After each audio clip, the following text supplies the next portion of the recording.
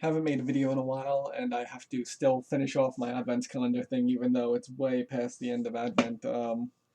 But this will be about, since I'm wearing a black shirt, something that passed in Oregon. Let's see, it's called Oregon Ballot Measure 100. Let's see. Let me see. Oregon Wildlife. What the hell? Stop skipping around. Trafficking Prevention Measure 100, 2016. Um, this basically effectively bans the sale of true Katana, Nihonto, whatever you want to say, with Same, oh, there goes my phone, or ray skin or shark skin handles, because basically the bill restricts the sale of, elephant ivory, I think rhinoceros horns, a bunch of stuff like that. And then it goes on to any of the, it says sharks and rays, so any of the cartilaginous fish, regardless of their conservation status. And Japanese swords are made with same, usually ray skin. Um, I'm not sure 100% what species,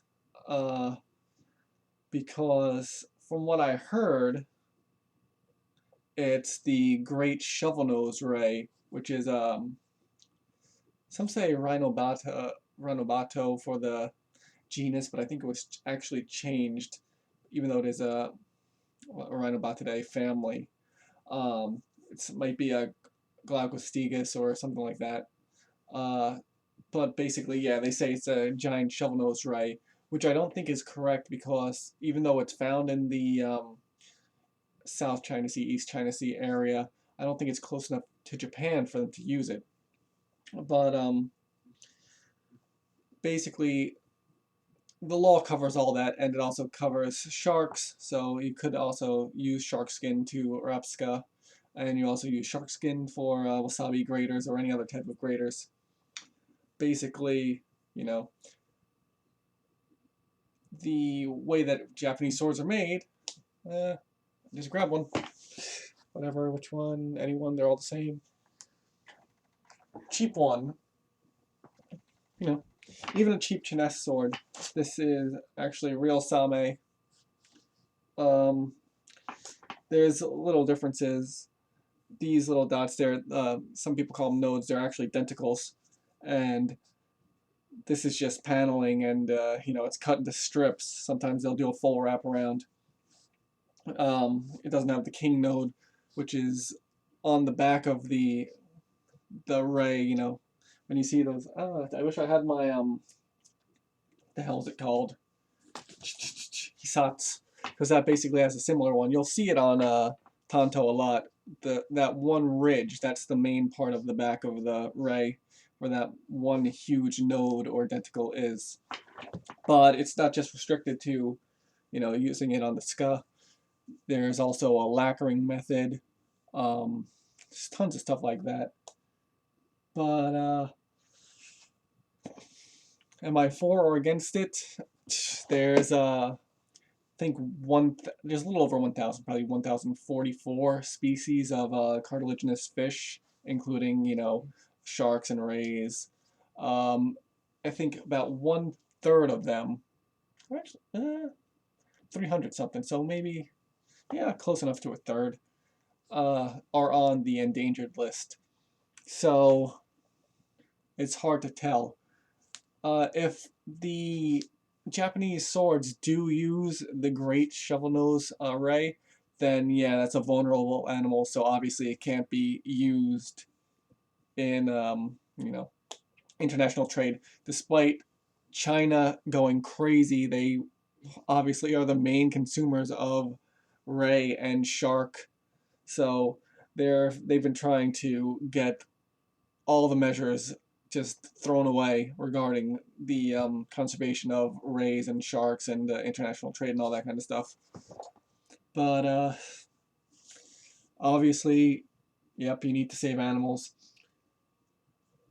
Uh, Going that far into it, though, it's really hard to tell unless you're in a true, fishing culture, seafaring culture, whether you're using Like, I have no problem with them using a least concern ray, obviously, or a least concern shark. Um, but yeah, when it comes to stuff, like, obviously, a cheap sword is from China, and if it's real ray skin, you don't even know what they're using it from. But, there's not really that much else to talk about on the thing. I was going to go into the history of, different crap, all regarding little pieces of how ray skin is used to make swords, but really, if you use swords, you basically know. Let me see if it says specifically any specific species. I think it just says all sharks, all rays. Yeah. Yeah, actually, yeah, nothing really. Yep. So basically, yeah, it does just cover everyone. So